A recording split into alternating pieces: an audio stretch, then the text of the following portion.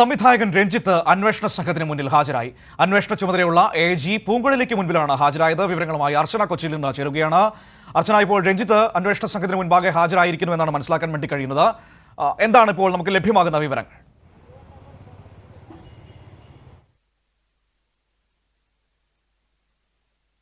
മുൻപാണ് സംവിധായകൻ രഞ്ജിത്ത് അന്വേഷണ സംഘത്തിന് മുന്നിൽ ഹാജരായത്. കോസ്റ്റൽ പോലീസ് ആസ്ഥാനത്താണ് ഹാജരായത്. അതായത് ഈ പ്രത്യേക അന്വേഷണ സംഘത്തിന്റെ ചുമതലയിലുള്ള AG പൂങ്കുഴലിയുടെ നേതൃത്വത്തിലാണ് ഇപ്പോൾ ചോദ്യം ചെയ്യൽ പുരോഗമിക്കുന്നത്. എന്തായാലും അല്പസമയം മുൻപാണ് അദ്ദേഹം ഇതിലെ ഓഫീസിലേക്ക് കയറി ചെന്നത്.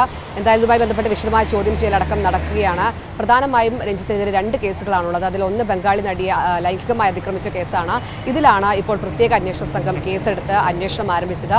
ഇതുമായി ബന്ധപ്പെട്ടുള്ള ചോദ്യം ചെയ്യലാണ് ഇപ്പോൾ പുരോഗമിക്കുന്നത്. പ്രധാനമായും ബംഗാളി നട നേരത്തെ കൊച്ചി കമ്മീഷണർക്ക് ഇതുമായി ബന്ധപ്പെട്ട് പരാതി നൽകിയിരുന്നു. തുടർന്നാണ് പ്രത്യേക അന്വേഷണ സംഘം കേസ് ഏറ്റെടുത്തത്. തുടർന്ന് ഇവരുടെ എല്ലാം തന്നെ ഈ മൊഴിയെല്ലാം തന്നെ രേഖപ്പെടുത്തുകയും ഇവരുടെ പരാതി നൽകിയ ജോഷിയുടെ മൊഴിയടക്കം രേഖപ്പെടുത്തിയിരുന്നു.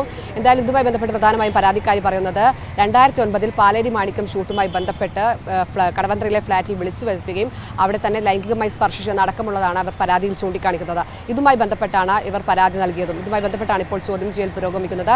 എന്തായാലും അല്പസമയം മുൻപാണ് രഞ്ജിത്ത് അന്വേഷണ സംഘത്തിന് മുന്നിൽ ഹാജരായത്. വിശദമായ ചോദ്യം ചെയ്യലടക്കം തുടരുകയാണ്. അതേസമയം നേരത്തെ തന്നെ മുൻകൂർ ജാമ്യാപേക്ഷയുമായി രഞ്ജിത്ത് കോടതിയെ സമീപിച്ചിരുന്നു. അത്തരത്തിൽ 2 കേസുകൾ നിലവിൽ രഞ്ജിത്തിനെതിരായുണ്ട്.